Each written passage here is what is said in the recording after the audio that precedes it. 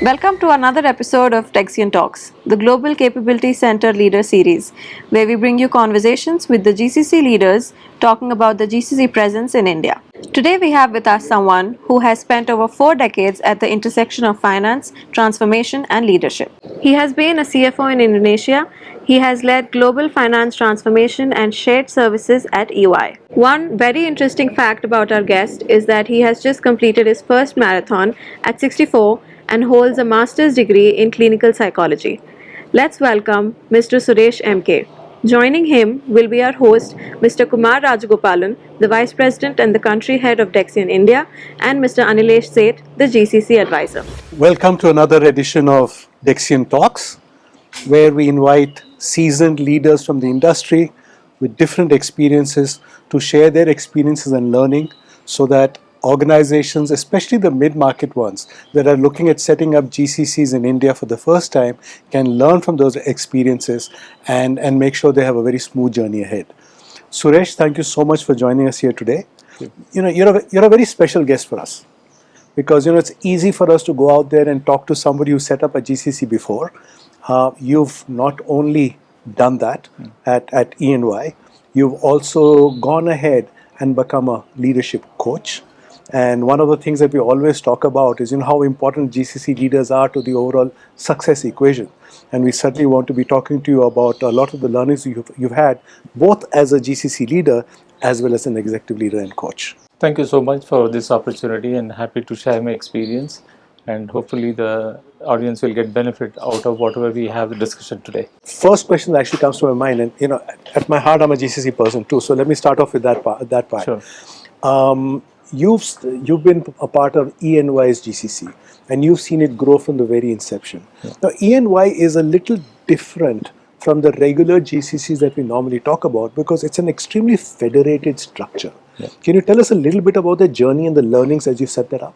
Yeah, I think when we started the shared service center there, it was more in terms of moving work to people, and that is how the purpose was driven.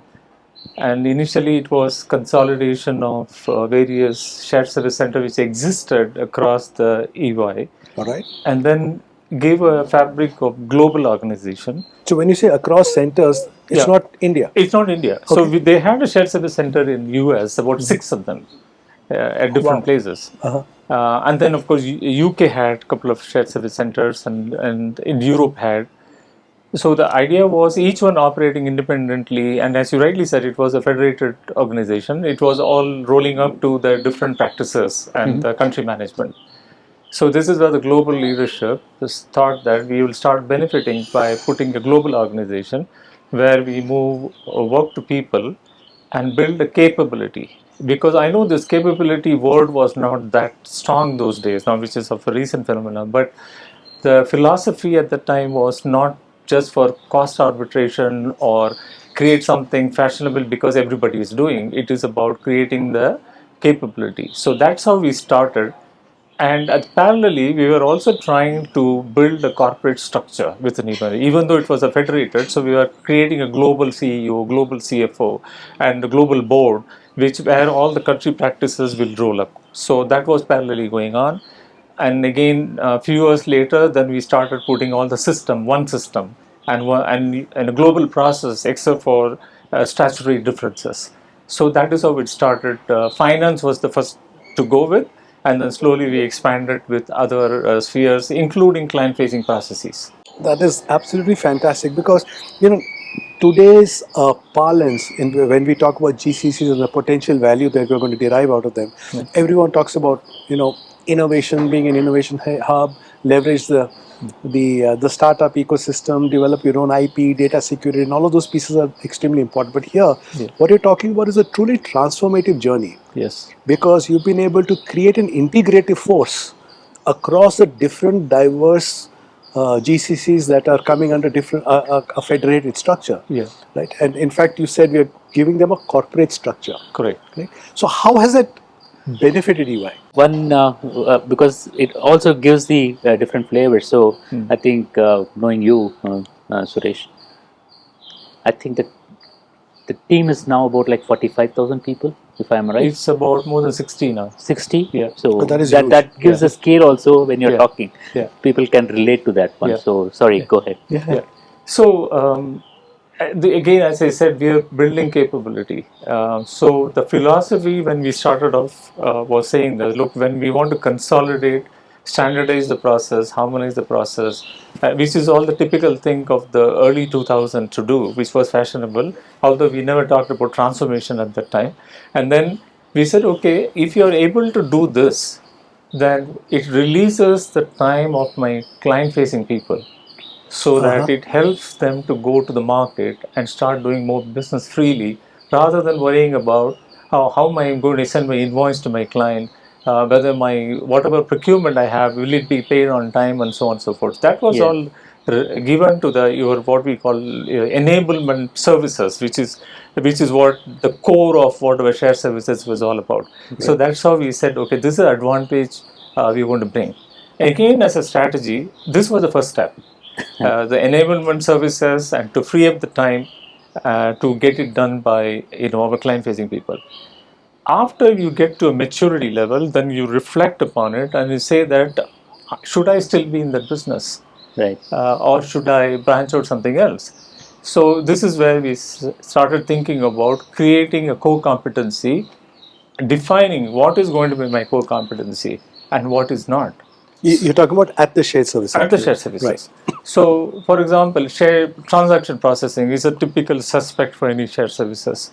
So we moved it like in 2004-5. Then we grew. Then somewhere in almost after a decade, we reflected and say, should we still be doing that? Then should we not add more value to the enablement services? People start looking at how do I really become a trusted business advisor to my businesses, Okay. and I release the transaction processing to a third party. Did you do that? We did that. Okay. So that was another step in the journey. So it is all starting with certain step one and gradually maturing into various levels, standardizing, then you harmonizing, create a capability. Once you create the capability, then you decide that okay, this is not what I want to do. I just move with that. Having built this capability, I move it to a third party. Now, one may always ask a question: why couldn't you do it from day one? Okay. So going back to your earlier point about whether it's a federated structure, we would not have been in any position to do that because every country would have pulled my third party provider to different directions, Right. and then it would have increased my costs, increased inefficiencies, and so on and so forth. So we said that we knew our current at that time what the current status was, and therefore we first wanted to consolidate, stabilize the situation, and then take a call on that. So as I speak now, it's more than about 7 years contract is coming to end. We are about to revive, and then incidental benefit which came out of that was a 30% savings in cost. Oh my goodness. Okay. Right. And it's purely a ENY back office type of work, or it's for the clients of ENY also? So it is both. So initially it started off with more of the back office stuff, but parallelly we also started creating a shared service center to feed into a client facing organization. So an example of that would be we started filing tax returns for US customers. So creating that capability. That's why I said we started the capability. It is not about transaction, by educating them on the US processes, the UK processes, or whatever the country's processes, and doing that. That's on the tax side. Now, if you want to be consulting or advisory side, then we created a back-end team which could help our client-facing organization. For example, you go to markets and talk to the client, and then you come back and feed into the back office who can work towards some research and then help you in the presentation and also bring their consulting experience to add value. So it's the composite team comprising of onshore and offshore, and as a team it provided the best benefit to my client. Okay. So not only in terms of value, but it in terms of their cost as well. Got it. And Kumar, Dexian is in the talent business, right? That's right. Yeah. That's right. And how have you seen such situations pan out? When you have a GCC that does work for itself, a shared service center that does work for its internal customers, right? And when you go ahead and branch out to doing the same work for external customers, do you build separate talent, separate teams, separate leadership for those external customers, or do you start sharing the work with your No, internal actually, ones? he touched an important point, the competency, right? Like building the capability and the competency is Right. so true and important. If it is done for your own sake, Right. then it's the same thing which you are going to replicate to the others also. Right. You test it first, it's a test run. And if the test run is good, then obviously it is good to go for production, for serial production for rest of the people. So I think, in fact, if I'm right, when we started our journey in Dexian back in India, we did not start with our core work, which is the recruiting. We started with the back office and other work, Right. because that gave the confidence that like the core work can also Right. come. Right. Because Right. if you touch the core, it always, if it fails, it becomes major change in the organization. But if you touch the non-core items to initially, it becomes much more easier and smoother process to build the capability on the core also, which is the recruitment piece of it for us. So it worked out much in our favor. So I think he was Yeah. also resonating the same thing to internal to the external. Yeah, internal, external. The other thing which we did was, having built it for ourselves in EY in those days, we were well equipped to go and advise my client if someone was setting up a shared service center, what are things to do, what not to do. Kind of, the lessons learned from our own experience becomes a huge collateral for our client-facing organization to go and win in the marketplace. Right, So right. I remember the days when Siemens used to come and visit our shared service center, and then we used to showcase how we did it. So yeah, that was a good experience. And again, that also, if you're not still in an advisory business, here's an opportunity for you to even develop. If you have done it for yourself, you know how to do it for others, right? So that could be an additional line of business you may think of. That's one perspective. The other perspective is, when you're creating an organization for your enablement service or a back office, what is the career path you're going to give it to them? Because at the end of the day, if you keep doing something repeatedly, we need something for them to look upon. And if you give the path pointing towards your client facing, saying that if you exceed your expectation, excel well in the job you do, and if you have the skill set where we can do through some training intervention, Right. prepare you for a client facing organization, then you have a better ability to retain your talent. Right. Absolutely Right. true. Yeah. Absolutely makes sense. Makes sense. And the way you're recounting the story, it sounds very similar to what, in many ways, to what GE did when they set up Genpact. Yeah. They did everything for themselves True, first, true. right? Yeah. As you were saying, Kumar, they did everything for themselves first. Then they built a platform and a foundation to go and do it for other customers, and they went public. Yeah. So that was an interesting, evolution that really took place. Yeah. Now, I don't think E&Y shared services would ever go public. You never know. You never know? Okay. We did an attempt 2 years back to Okay. hive off the consulting, but that's a different story. And I don't want to be getting ahead of myself. It may come. You never know. And how do you handle the internal dynamics of when you're starting to? You talked about this. We chose our core, and then there's some areas that we decided we didn't want to hang on to, so we let it go to a third-party services organization. Yeah. How do the dynamics of that change work? And let me give you a little more context. Yeah. In today's day and age, GCCs will be looking at shuffling the portfolio of things that they're doing. So the idea of what is core today may change tomorrow, Yeah. right? And they might therefore say that here is a piece that I no longer want to do in-house, and I want to give it to a third-party organization, right? And that's a huge change. And how do people who are staying back in the organization perceive that? Obviously, how do you manage the change for the people who are whose jobs are going to get affected? Did you guys have them transition over to the third-party services organization, or did they have to go and look for new jobs? Yeah. So EY always believed in people first. So although we know that we had to create this, letting go that core competency of transaction, processing, but we also had to take care of people. So what we agreed with the third party was, we will transition all our people and give it to them. And Okay. so you had a trained staff unless somebody wanted to leave because they didn't want to work Fair. for the third party. That was their decision. But eventually, we didn't put the people to risk in terms of the job. So that was taken care. So we did it in 3 different centers. One was in India, the other was in China and Poland. In all places, the same methodology worked. So we took care of that. We also sent signals within the organization at that time. Okay, we finance was the first thing to do. So we said, okay, finance transaction processing is not going to be my core competency. So soon, if you read between the lines, the IT organization started getting prepared for it. The Okay. HR organization started getting prepared for it, and people are not stupid. They will probably read this as well. Absolutely. If I was working for a HR and I know if finance has done it, you know that your turn is going to come someday. Yeah. So you had an opportunity to do two things at the time. Either you stick around and be waited to be transferred to a third party, that was an option you choose, or you said, okay, I'm going to upskill myself in whatever limited time I have, and then try to stick in the same organization by moving into a different role.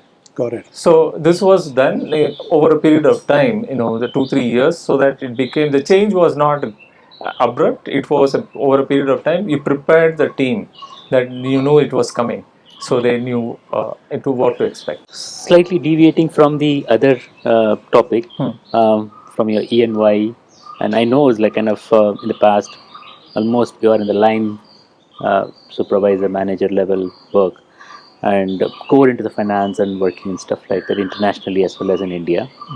How has the journey been to a coach, uh, which is like typically a person having the authority, running it, may not like to be in the sideline to coach somebody.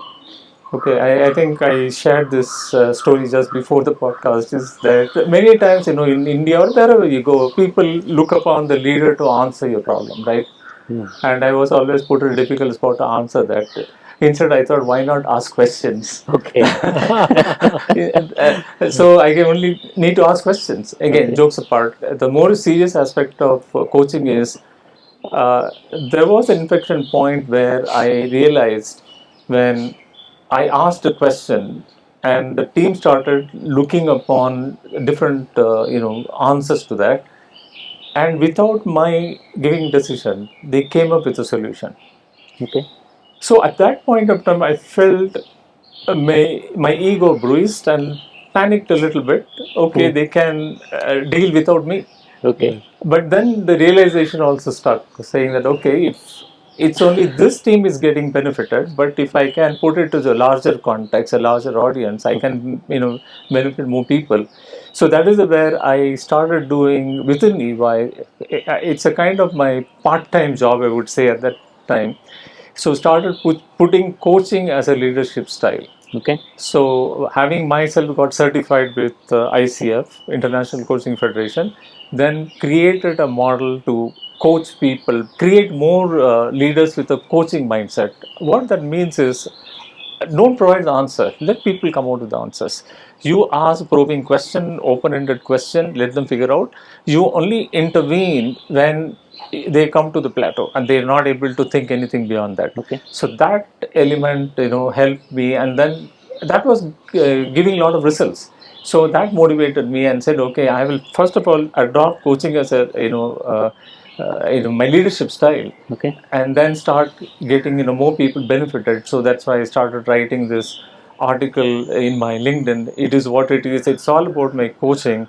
I know it is sounding, it is what it is, more a resignation of thing, but I am saying in a more curious way, it is what it is. Right. So that's the way I like to see it. And also, the recent book which is upcoming is on my lead less, build more, which means as a leader, extending my coaching philosophy, you don't have to be always a hero in any decision and always take the burden and be on the limelight. You can always take a back seat and let your people win it.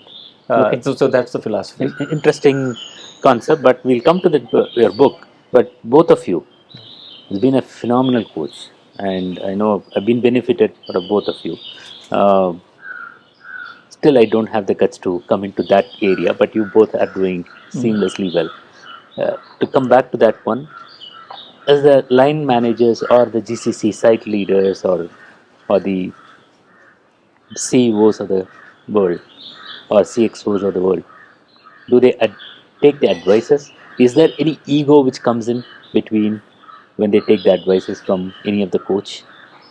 Okay, maybe I'll start with Yeah, please go responding ahead. that, which is absolutely yes.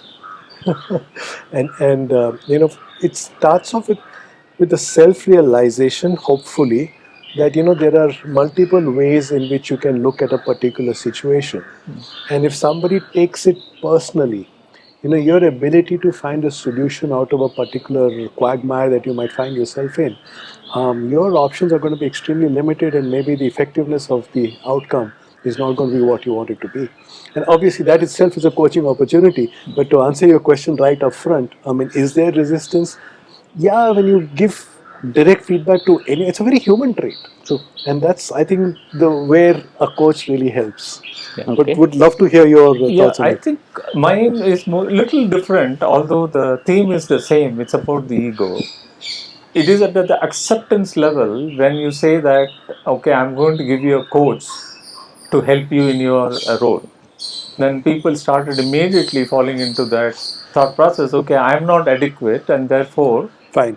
their coach has been given to me. So people, the way you want to articulate this as a management to see that it's more about supplementing your efforts and making you realize your potential. That's the messaging part of it. But once that is done, then of the coaching style is you set your boundaries and you start off saying that, look, I'm not going to provide you the answer. It's not going to tell, here's do this. Then the ego comes in. That's right. Right? So, but if I'm going to say, you find the answer, and once they start realizing that, okay, I can find answer through these questions, and there is an aha moment, Okay. that is where the success of the coach is all about. Okay. Fantastic. Okay. So again, back to this one. So means that like people are looking for the coach and they are benefiting out of that one, and especially in the current scenario where the GCCs are coming up, many of them are not trained in any business administration functions or anything, or they would have been a line manager coming into the site manager, GCC site manager, or the CXO roles. Both of you is like kind of how important the coach is for that kind of a leadership which is coming out now more. Right now, what we are talking about is like 1,900 to 2,200 GCCs and expected to grow about like 3,000, which means there's a new requirement of CXOs which are coming out. So, how important the coach role is here? Okay, so it's very important and it is underestimated because, as I initially, when we talk about coach, as I said earlier, it is about feeling your inadequacy, right? So it is not about how you're going to support your your potential. So to a point, if I have to coach so many people, because everybody needs a coach, including myself. Even though I'm a coach, I can of course sit in front of the mirror, coach myself, but you need an external coach to really Sure. show the mirror. And therefore, it is essential part which people have slowly started accepting now. Okay. That is the reason, as I said before, in EY, we created a stream where we are coaching the leaders to become a coach in your leadership. So therefore, it is important, and it's high time whether the organization or any national body relating to your construction of GCC to see this opportunity and create a system where they create a coaching support. Okay. So that's a very important It's for more people. personalized. Yeah, because people always look at linearly. I want to grow this way, and look at straight jacketed. What does a coach do apart from showing mirrors? You look at sideways. Your peripheral vision is so important in your growth, and if you don't look at it, then you are going to lose focus. Okay. So this is where the coach, he's going to hold the mirror in front of you. He's going to give you a peripheral vision for you to be mindful, so that you can grow better. So there is, for me, it is not the question of whether, it is when. Okay. That's how I see it. I agree, and I'll tell you a situation where I was personally benefited from it. The model was a little different. I had just set up a GCC for a retail organization in the US. This is a company called Super Value. They were into food, grocery food retail and logistics supply chain. And I was somebody who had come fresh into the organization, and I'm sitting in India. Obviously, the leadership out there really doesn't know me that well. And neither did I understand retail at all. I had come from a very different industry. So there were two sets of people who were assigned to me, Okay. and to help me succeed. Right? One person was somebody who came not from the organization. They found somebody from outside the organization, Okay. and who had worked at a very senior level in the retail industry and had worked with similar people in other geographies. So the person came with that kind of experience. It was interesting. He actually took me to different retailers in the US and pointed out, I've been to those stores before, but he pointed out things to me that I would never have thought about. Okay. So this was an eye opener for me. So this was one type of person that was assigned to me. The other person who was assigned to me was somebody from within the organization at a very senior level in the parent organization. And this was important because I'm sitting so many miles away.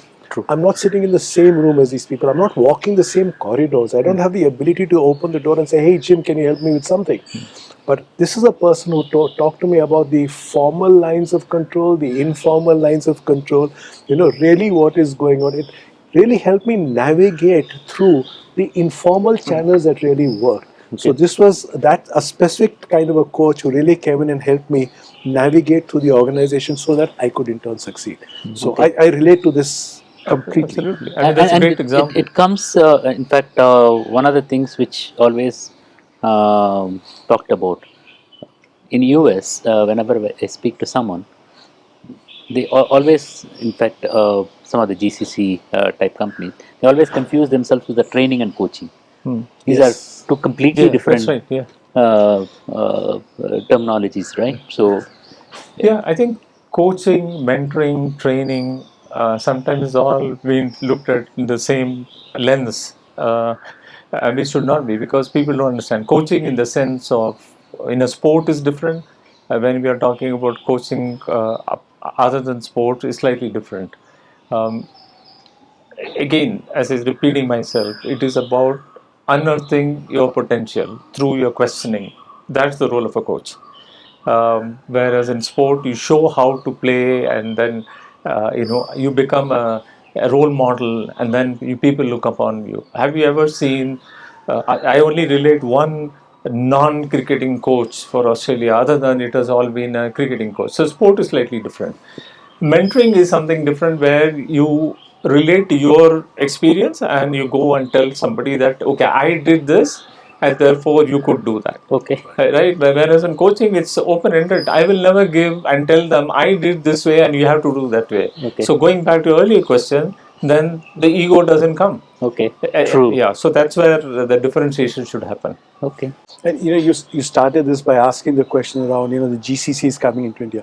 I think it's super crucial for them to get someone to, as you said, help them unleash the potential, and therefore make sure that the overall strategy is a success. Fantastic. That overall strategy, should they approach the coach at the time they're thinking about setting up in GCC, or should they approach a coach after they set up a GCC, after they find the leader, and then now here is a coach and please work with the leader?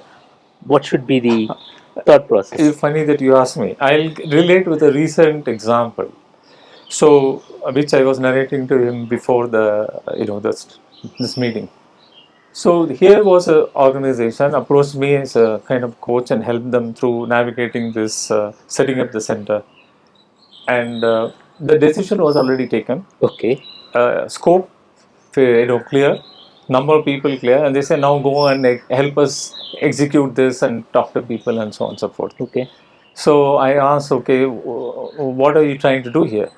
So they said, I'm going to move. Example would be a billing process. Okay. Okay, I'm going to move this. Okay, I said fine, but how does your process look today, and what process are you going to change, and so on and so forth. They asked those questions. They didn't answer. I said, look, I'm going to save X $1 million by this moving. So I'm good. Let's go ahead and execute it. So that's where I said, look, You do it. I'm not going to stop this. Okay. Because that's your decision. But for me, from the strategic level, you should also reflect on this question. Apart from saving the cost, what business problem are you going to solve? Okay. Immediately there was a silence in the room.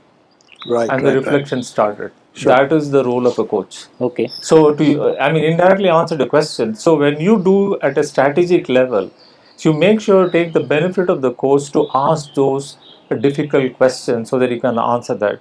Again, you may not want to answer all of that, and then because you may have other compulsions. Today, corporate have compulsions, but it will certainly be in your back of the mind to take care of it as and when it appears.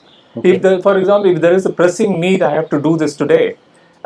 Probably I will not wait for a coach's answer, but I will go ahead and do it. But I will keep that question in mind and say, okay, what is my next step after having done that? So again, now I'll start answering the question: what business problem am I going to solve, and how do I do that? Okay. And the ethical value is also coming in here. Just to kind of narrate to this one, you did the retail side of it, Right. super value. Assuming that like another retail client comes, you have done the consulting world of it. Assuming two competitors come at the same time to the same coach, will there be a conflict of interest at any point of time? As long as you declare that you're working for others, because here you're not sharing any secrets, here you are only asking question. As long as you don't tell what answers they are discovering versus what answers you're discovering others, there is no conflict. The only conflict as a coach I see is when I coach my relative, if I coach my wife, that's a conflict. That's a good answer. But because I always coach my wife, not the other way around. okay, I'm super proud of you because being an Indian husband, you can coach your wife. So, So I'm going to give the opposite answer actually, which is to say that if there is direct one-on-one competition, we're talking about a very senior person who's responsible for, let's say, the P&L, I would absolutely agree with you that it needs to be declared. But despite that, I would be extremely cautious in proceeding. Because, when you're talking to people and you're prompting them, sometimes things get revealed that you did not intend it to get revealed, but that can happen. And that may put you in an awkward situation from a conflict perspective. So if I were that coach, I would obviously upfront go ahead and declare it. And at any point in time, if I felt that conflict of interest was taking place, I would step in and say, I think we need to revisit this. yeah, absolutely. No, No, I I've agree. seen that, like both of you. In fact, recently, one of the client presentations, you said that I cannot come because there's a conflict of interest. That's And correct. That's it's a very upfront. That's the value which we bring it here typically. Yeah. So, back to the question, your leadless concept. Yeah. Apart from the book, uh, how relevant it is in this GCC world, right? I would say very relevant. Not only GCC, even outside of GCC. What's the full name of the book? It's lead less, build more. Okay. Creating a system Okay. without you. Okay. Right. So that's the theme is about developing You're your building the leadership. insecurity for the site managers. No, it is not insecurity. In fact, the way I see this, creating more bandwidth for the leaders. Okay. Because I relate to my experience in 2005 when I first set up the shared services. We had a small kind of a mini shared service only for US tax, about 200, 300 people, which has been there for a couple of years. Then I was called upon my CFO to say that, can you create this for the finance organization? And we want to hire 600 people in 6 months. So the local leadership said, impossible, because we only hire at the maximum 50 people in a month. So what I did was I had to prove it to my CFO, and I told him, look, if a failure comes, then you have to protect my back. Okay. He said, yeah, I mean, we are here, and it's a global strategy, etc. So I jumped up and started doing the HR work. Okay. In fact, you will not believe the story. We had 10,000 applications. Just for to this. interrupt here, he's a fast bowler in his time, so speed is of importance to him. So quickly, I'm saying 10,000 application, did 2,000 interviews, every 2,000 people, I was the last man to stop them. So then we got 600 people on board. Okay. So the reason I'm quoting that example is I did all of this without, and then we became a success, and everybody said, "Oh, Suresh does a great job." But reflecting on that, I created a system where next time it happened, they will say, "Suresh, can you do this again?" And I didn't wanted to do that way. I Okay. wanted the HR to scale up. I wanted the other department to scale up and build a system, Okay. rather than me being a hero and carrying the burden of the success. So I True. felt good, but on reflection, it was a bad decision. Okay. So the book is all about that. How Okay. do you really lead less in the sense so you have a more bandwidth to expand your strategic vision and deploy and create, empower your next in line to take those decisions. Okay. And then so it's be the analogy which I give is Okay. people come out with the solution when you're not in the room. Okay. Yeah. Fine. So if I create a session for GCC leaders, Yeah. I definitely look for that book and also your prescription Absolutely. for it, Yeah. because it's so relevant. Yeah. And it's not only in India, for across the globe, everybody wants to look at it. Sure. Absolutely. Yeah. When, Delighted. when is it hitting the stands? So somewhere in February, so we are still looking at the beta readers, and I have to decide on the publishing side of it. So, yeah. Fantastic. Well, congratulations on at least getting the book done. Yeah, thank you. And eagerly looking forward to reading it when it's out Sure. there in the market. Thank you. Yeah. And back to the GCC discussion on certain aspect of the leadership, right? So you guys, both of you are coaching a lot of people. So what's one element, I would say the main element, there are many things, which is missing in the Indian context at this point of time? You want to go first? Okay. In the GCC context, especially, a GCC is working as an integral part of a global organization, and leaders here are one of the things they need to work on and build is the ability to influence stakeholders, and that is, I think, where there's a bit of a gap, because the potential of what you can do out of GCCs is significant. And while we always say that it requires a central mandate from the parent company, all that is right and correct, but sometimes the parent organization, the mothership, doesn't necessarily have a full view of the potential. And it's the job of the GCC leader to make them aware of that potential.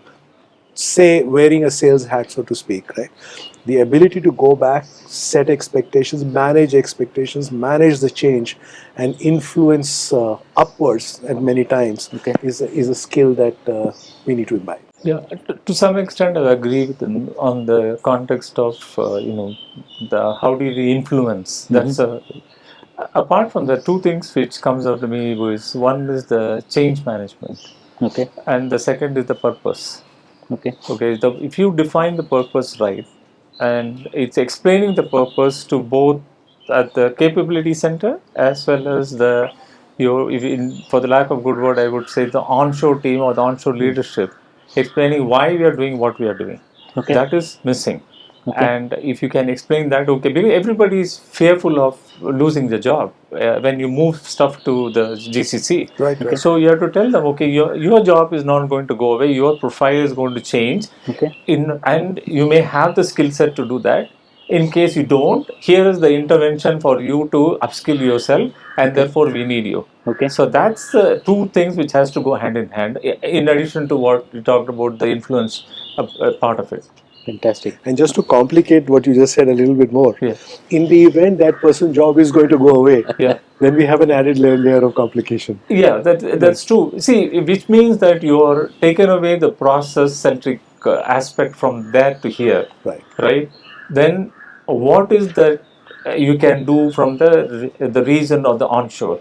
That needs to be defined clearly. Overall, it happens. Again, going back to the earlier example, they moved the work, and still there are few people sitting in that country where it moved, and now they are getting little jittery about the job. Now they started doing micromanaging the GCC. Okay. So that's you. I'm sure you would have seen this before, right? Very often. Very often. So how do you prevent that? That's the thing which you need to address. Okay, great.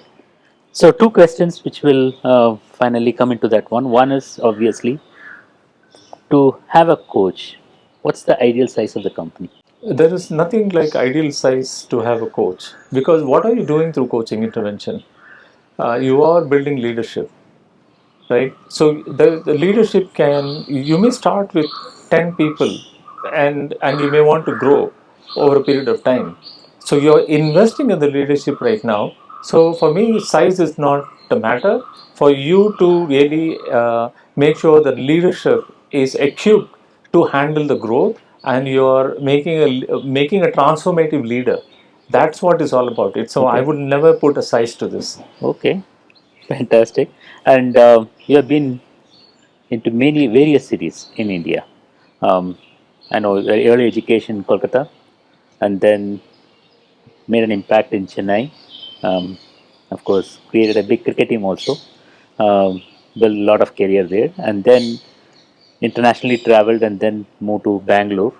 So almost you know every city in India right now. So what's one commonality which you see among all the Indian managers or all the Indian leaders who are coming in? And the second is, which city has the most advantage, if you think so? So it's a difficult question. There's a commonality in if you're really looking at Indian leadership. I would not restrict only to Indian leadership. It extends beyond, across the border. It's all about being, as I said, in the room and deciding. Okay. That's where you want to be in the middle of things. That's a common thing which Okay. I've seen. The second question, as far as your which city, honestly, I am little indifferent insofar as the leadership is concerned. Okay.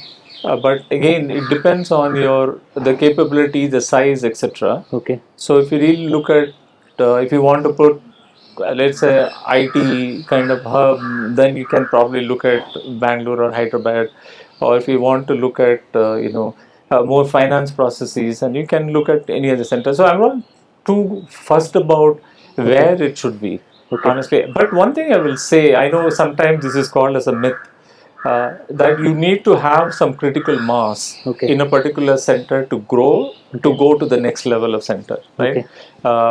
But a lot of people do this. Okay, it's a classic example. Somebody started out with some 400, 500, and they got an opportunity to buy a company or a consulting arm in Kolkata for 100. They're going starting there. Okay. I would never ever advise that kind of a stuff. So, Okay. yeah. Okay. Fair. Any final words, Anilesh? No, it's just It's actually it's so nice that two coach meet each other, and in fact, been happy to be part in the middle of two prominent coaches in India. So Well, thank you. Thank you. I think I'm eagerly looking forward to your book. I think lots to learn out there. Sure. And you've already given me several ideas to incorporate in some of the work that I'm doing. So I appreciate the time and I No appreciate problem. the insights. My so thank you advice for is making this always free. happen. Are you doling out your book free? Maybe, yeah. No, again, good that you asked the question. I have decided the proceeds out of the book will go for a noble cause. oh my goodness, Yeah, but I'm fantastic. yet to determine Very what nice. that noble cause would be. But good that you asked that. So that's why I want to make sure that people, it's an investment in people to leadership skill, and whatever it goes, it helps an underprivileged. Okay. So it beats both of my I'll purpose. tell you, I can promise you, Yeah. Dexian is in the business for good. Yeah. I will subscribe bulk of the copies for you, for the proceeds which can go to the charity. Thank you so much. Fantastic. Yeah. Okay. Thank you. Thanks, Suresh. Thank you. Thanks for coming. Thank you.